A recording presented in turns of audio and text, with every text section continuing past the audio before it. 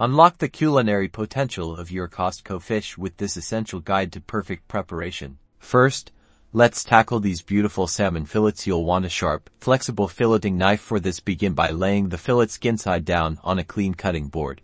We'll start by trimming off the tail, and this part can be a bit bony and tough, so a clean cut here makes a world of difference. Now, locate the backbone. Gently slide your knife along the bone, angling the blade slightly away from the bone to maximize your yield. Work your way down the length of the fillet, keeping the knife close to the bone to separate the flesh. See how easily that flesh comes away?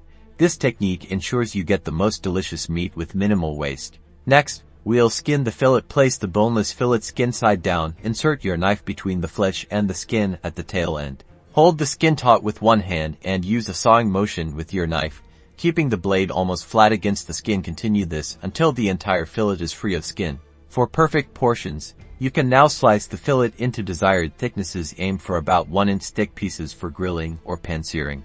Enjoy your perfectly prepared Costco salmon. Now, let's move on to these gorgeous Costco shrimp for peeling and devining. You'll need a small paring knife or even just your fingers. Start by pinching the tail section and gently pulling it away from the body. Then, one by one, peel off the shell segments. To devine, make a shallow slit along the top curve of the shrimp. You'll see a dark, stringy line. That's the vein. Gently scrape it out with the tip of your knife or pick it out with a toothpick. Clean and devined shrimp are now ready for your favorite recipe, ensuring a more enjoyable eating experience. With these simple techniques, your Costco seafood is transformed into restaurant-quality meals, ready to impress.